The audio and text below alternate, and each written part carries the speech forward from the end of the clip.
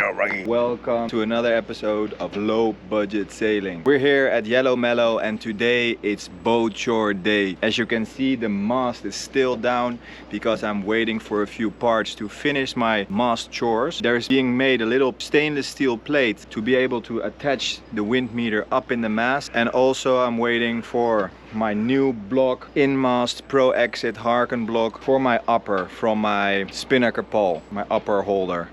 Because as you can see, my block used to be here, but since I added the radar, the upper is not able to make the angle anymore, and I have to make a new hole right here. I already made a little pilot hole, and I will add a nice block. I already got a plastic block, but I don't want to put high loads on a plastic block, and even less in the mast, so I ordered a nice Harken aluminium block for this. I realize I have to wait until I can finish these chores, so you see my Sikaflex ceiling is almost gone because of the salt and the UV, so let's start removing the old one as much as we can and put on a new fresh layer of Sikaflex. It will not only look nice, but it will be super watertight.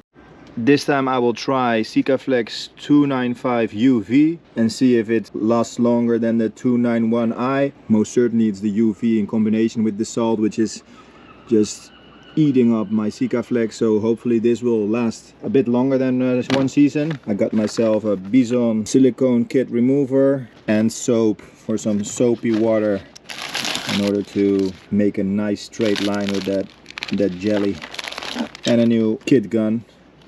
These things are expensive. Alright. So while we're doing this silly chore, last time I did this was about 1 year ago when I bought this boat. 1 year, so much has happened in 1 year. As you might know already if you're following the channel for a while, is that I want to take this boat on a trip around the world, which of course sounds silly. I bought this boat without any knowledge of sailing. And which in realization, of course, when you have a dream you have to pursue it, but as I got deeper and deeper into the sport of sailing, I start realizing more and more what it takes. You cannot just buy a boat and just go. Well, you can, but you're putting yourself in an insane risk. So my preparations have gone a bit further than I was planning to. When I'm done physically, mentally, and the boat is done, we are leaving. My plan is to first go follow SV Remy to the Mediterranean Sea. Yeah, they are leaving 1st of June this year. I'm joining them across the Bay of Biscay to Gibraltar, hopefully. Well, if the weather allows. I want to learn as much as possible from this. See the Bay of Biscay from another angle with someone who has already seen it. From there on we go. And it's a good feeling knowing that when I go to the Mediterranean, that there is already a ship with people I know and experiences, someone to ask if I have questions. But we're getting there. The boat is almost ready. I need to install the solar panels. I already have them at home. And the wind pilot is ready to be installed. We're getting there. 1 year ago I sold my car and bought this boat, and my life has changed ever since. I'm getting my Yacht Master certificate with commercial endorsement because I want to make this my work. And it's also 1 year ago that I sold my 2 restaurants in order to follow my dreams of being an adventurer, traveling the world on my little sailboat. 100%. Within that year I have learned so much. I've been sailing full time, racing boats, on my own boat, other boats, learning, absorbing more information than I have ever did in 15 years going to school, because I love what I'm doing. I started working in the water sports shop to learn even more right here in The Hague, Scheveningen. I started as the person asking the questions, and within 1 year I'm able to help others. When I was a small boy and I was going to school, I never liked what I was doing at school. I was that weird kid, always climbing the trees, being in nature. That was what made me happy. But the school system, yeah, it's made so you just go and follow a certain path. Well, I learned everything I learned, which of course partly I'm grateful for, but I never knew what I wanted to do with that. When teachers start asking you, giving you chores, asking you decide what you want to be when you grow up. You know, within the possibilities that I was expected to choose from, there was nothing I really liked. So I ended up taking all the extra mathematics courses, always going for the most difficult, the most challenging, what people would expect from someone who is doing their best, you know. I even thought becoming a pilot just because the money was good. And in the end, I ended up studying international business and management studies in the University of Amsterdam. I studied Chinese. I went to do my Erasmus in Hong Kong for a few years. I thought I was on the right path. Of course, a lot of memories made, a lot of things learned, which I will enjoy my whole life. But when I came back, I started working in corporate life. Good salary, climbing the corporate ladder. But I always would reach that point that there was a roof above your head, another person in the corporate ladder that as soon as you came near his position would push you down, take the credit for your hard work. So when I realized that after many attempts to continue growing within this corporate business in Amsterdam, and I also worked in other businesses, so I saw this was like a pattern within the corporate world. I realized that this was not for me. I needed to be somewhere where I could grow within my full potential. My hard work needed to be compensated because I would always go the extra mile. I would always outperform targets. But what was I doing it for if someone else was taking the credit? So I decided I wanted to start my own business. I didn't know what kind of business, but I knew I was made to go my own way, make my own targets, outperform myself. I was looking for ways like more younger people do. I started looking into online selling, offline selling. At a certain point, just a year before Corona, I got the chance to go together with my brother and mother to start a small restaurant. And it was in the beginning stages before Corona, before the big boom of delivery. So I was really convinced that, at that time, opening a digital restaurant was the future of restaurant business. A place where you could grow very fast. Holy shit, look at these fish. Holy shit, huge. They look like carps,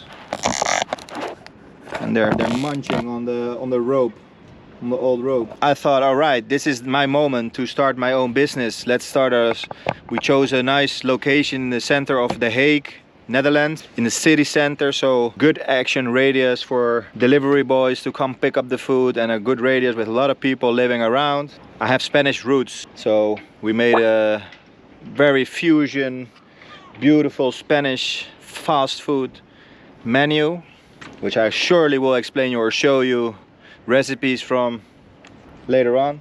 We went on this journey starting a restaurant. Corona came and the delivery market exploded, so we opened another restaurant in Rotterdam.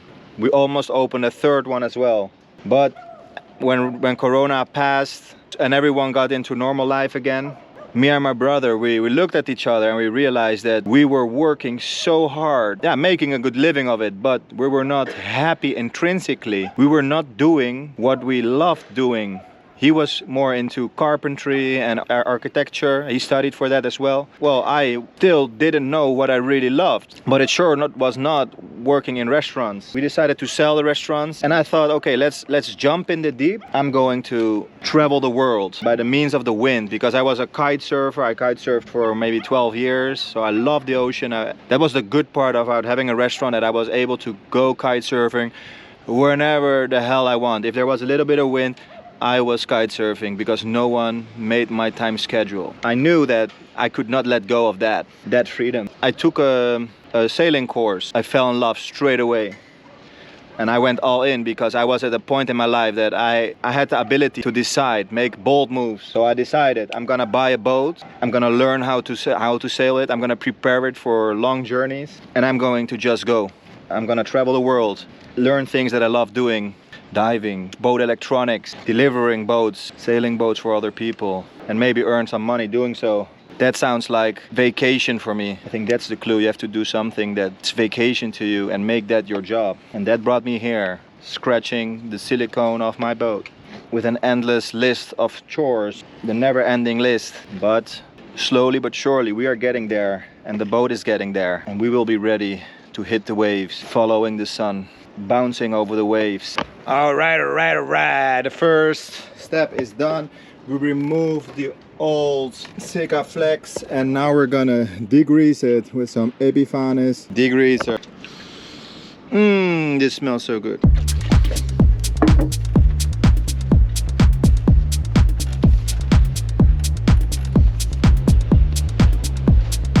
Now we're making some soapy water.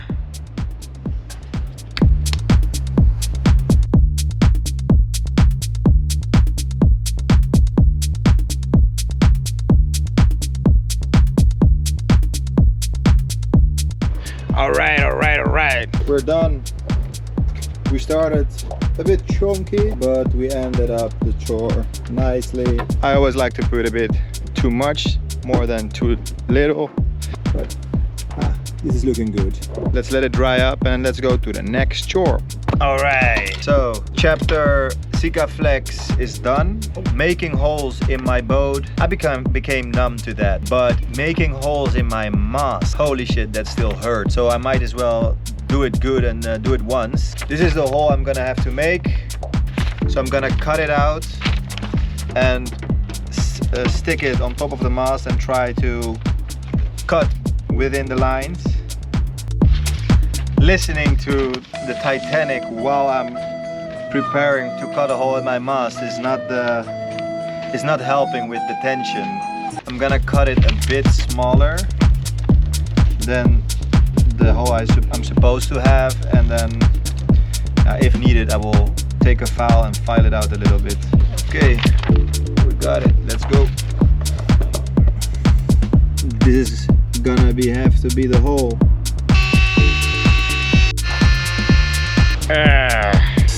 So fucking scary, man. We're almost there.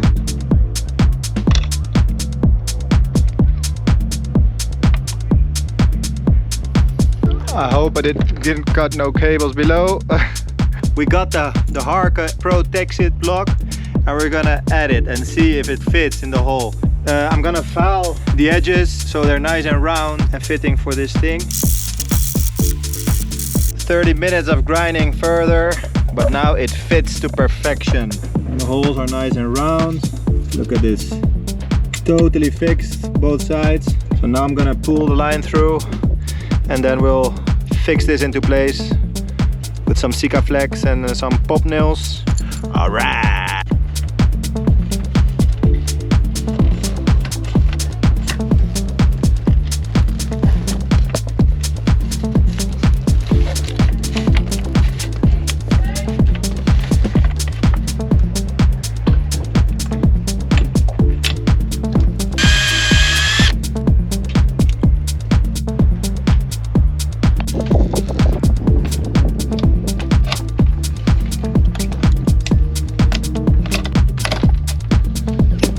This one is not coming off, man. It's ready. Not coming off anymore. Woo. This runs smooth like silk. All right. We received the last part of the puzzle. This custom made stainless steel plate to mount the wind meter on top of the mast. So all right, let's inflate the dinghy and get in there.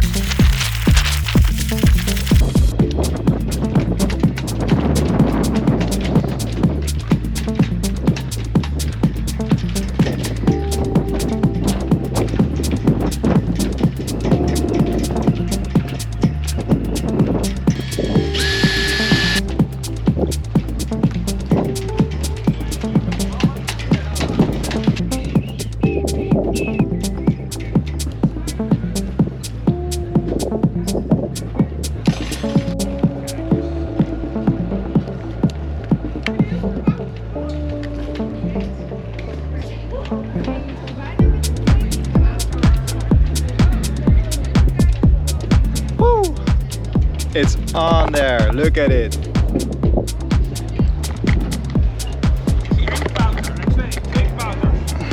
Look at it. Is this gonna work? I think it will. Cables are in place. Hell yeah.